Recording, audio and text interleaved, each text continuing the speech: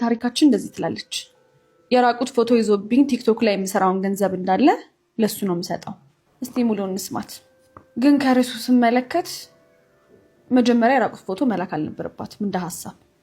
ግን ለምንድን ነው እንዴት ነው የሚለውን አብረን እንከታተል።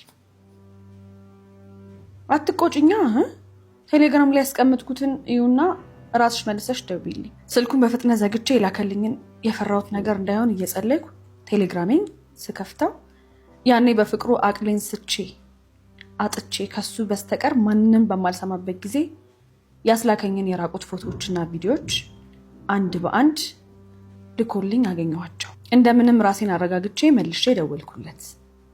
ባይዘዌ ምንም ፍቅር ውስጥ ምንም ነገር ውስጥ ብንሆን እኔ ማረገውን ማለት ነው መቼም የራቁት ፎቶ ልልክም አልችልም።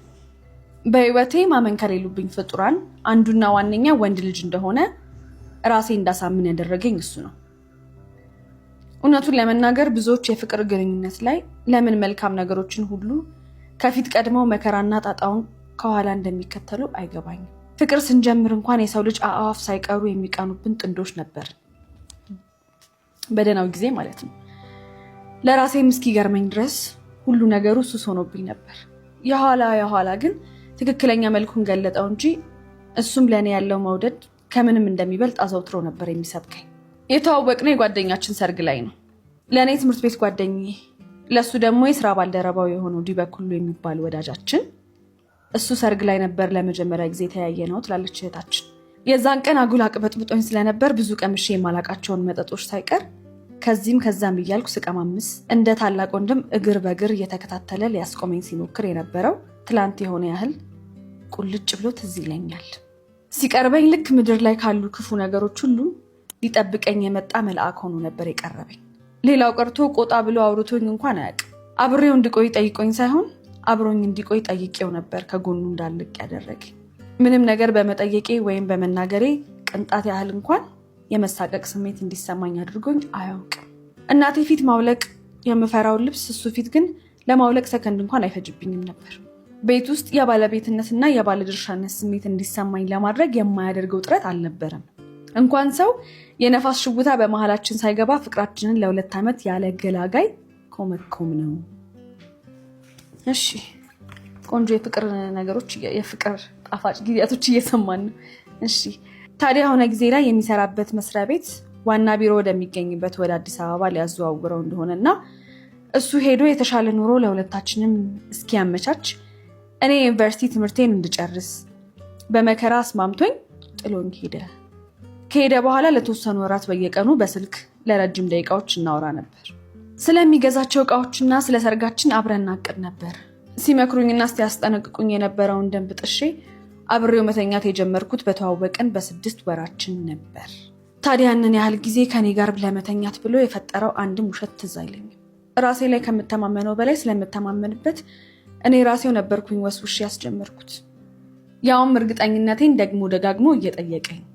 ታዲያ ከሄደ በኋላ የነበሩ የስልክ ምልልሶች ቀስ በቀስ እያሉ ስለምንገነባው ወደፊት ህይወት ሳይሆን እያንዳንዱን የሰውነት ክፍሌን እየጠቀሰ እንዴት እንደናፈቀው በማውራት ዙሪያ ብቻ የሚያጠነጥኑ ተራ የመጠጥ ቤት ወሬዎች እየሆኑ መጡ። ይኸው ኃይሎ ጋር ብለህ ልትወስደኝ 1 ዓመት ያልሞላ ጊዜ ቀረ። ልመረቅልህ እኮ ነው ስለው ከምትመረቂበት ቀን በላይ ድጋሚ አቅፌሽ የምተኛበት ቀን እንደሚናፍቀኝ ታውቂያለሽ። ቢሮ ቁጭ ብዬ እንኳን የማስበው እሱን ሆኗል ይለኛል። ይሄን የሚለው ጨዋ የሆነ ቀን ነው። ታዲያ ሞቅ ያለውና የባሰበት ቀን ከደወልኩኝ ድሮ ለመስማት የሚከብዱኝን አንዳንድ ቃላትን ሳይቀር በግልጽ እየጠራ ልክ እያለፈ ከቁጥጥር ውጭ እየሆነበት ስለመጣው ከኔ ጋር መልሶ የመተኛት ፍላጎቱን ያወራኛል። ታዲያ ይሄን ሁሉ ሲለኝ እንዲህ የሚሆነው እኔን በመናፈቅና በማፍቀር እንደሆነ እንዲሰማኝ አድርጎ ስለሚነግረኝ በድርጊቱ ምቾት ከማጣትና ተቆጥቶ ከማስቆም ይልቅ ልቤ የሞቀና መውደዴ መፈለጌና መናፈቄ እየጨመረ እንደመጣ ነበር የሚሰማኝ። የሆነ ቀን ዶርሞኜ ቴሌግራም ላይ እየተጻጻፍን እያለ ፎቶዬን እንድልክለት ጠየቀኝ። እውነት ለመናገር ብዙዎቹ ፎቶዎች እኔ ጋር ሳይሆን እሱ ጋር ነበር ያሉት። ላኪልኝ ስለኝ በጣም ሳኩ። እንዴ እኮ ነው ፎቶዬን ላክልኝ ብዬ መጠየቅ ያለብኝ አልኩት። እሺ አሁን አንድ ፎቶ ተነስተሽ ላኪልኝ አለኝ። እዛው ላይ ዝም ብዬ አንድ ሰልፊ ተነስቼ ላኩለት። እንዴ ደረትሽ ምን ሆነሽ ነው? አለኝ። በድንጋጤ እኔም ዝቅ ብዬ ደረቴን አየሁትና እንዴ ምን ሆንኩኝ ብዬ ስጠይቀው ሰውነትሽ እኮ በልዟል፣ የደበደበሽ ወይም የቆነጠጠሽ ሰው አለ እንዴ ብሎ ጠየቀኝ። ግራ ተጋባሁና ልብሴን አውልቄ ሰውነቴን አገላብጫቸው ምንም እንዳልሆንኩና የስልኬ ካሜራ ጥራት ችግር ሊሆን እንደሚችል ብነግረውም ካላየው ግን አላምንም ብሎ ድርቅ አለ። እሱ እኮ ሴራውን እያሴረ ነው። እሷ ግን አልገባትም። ለነገሩ እንዴት ይገባታል? አብረን በነበርንባቸው ጊዜያት ሆነ ከሄደን በኋላም አንድ ቀን እንኳን እርቃኔን ፎቶ ተነስቼ እንድልክለት ጠይቆኝ አያውቅም። አብረን እያለን እንኳን ሳይጠራኝ የሚሄድለት ምርኮኛው ስለነበርኩ ይሄን ሀሳብ ባይመጣለትም አይገርምም።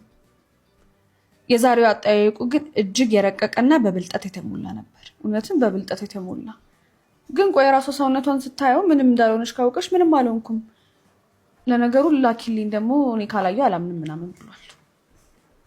በጣም ከባድ። ሰው እንዴት በሀገር አማን ሰውነትሽ በልዟል ብሎ ይከራከራል?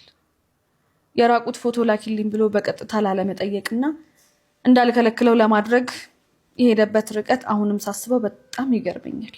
ደረትሽ በልዟል እያልኩሽ ነው። ምንም በወድሽ ከገዛ አይኔ በላይ ላምንሽ ስለማልችል ወይ ነገ ስራዬን እርግፍ አድርጌ ትቼ እመጣለሁ፣ ወይ ደግሞ ሙሉ አካልሽ ጥሩ ሁኔታ ላይ እንዳለ ከቻልሽ በቪዲዮ ካልቻልሽ በፎቶ አረጋግጭልኝ ብሎ እንደ እንጨት ሲደርቅ ምን ያህል ቢያስብልኝ ነው ግን ብዬ ብገረምን በስልኩ ጉዳይ ግዴለሽ እንደሆነ ስለማቅ በዙሪያ ያሉ ሰዎች ስልኩን ከፍተው ሊያዩበት ይችላሉ ብዬ በመፍራት ራሴን ፎቶ አነሳውና ሰልፍ ዲስትራክቲንግ ሙድ ላይ አድርጌ ላኩለት። ኦልሬዲ ልከዋለች። ፎቶውን ሰልፍ ዲስትራክቲንግ ላይ አድርገሽ መላክሽ ስትነግሪኝ እንደኖርሹ በጣም እንደምትተማመኝብኝ ነው የሚያሳየው ብሎ በታሪካችን አድርገውት የማያውቀውን 1 ሳምንት ሙሉ ዘጋኝ። እንግዲህ ተመልከቱ፣ ምንም ሳታጠፋ።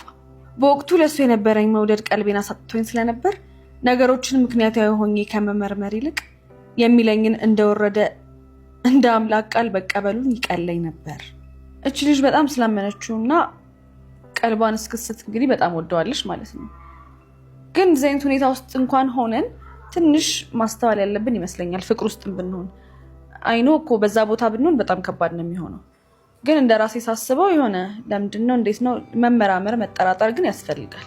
ስፔሻሊ ደግሞ አሁን ላይ በጣም ማለት ነው ጊዜው ከባድ ስለሆነ።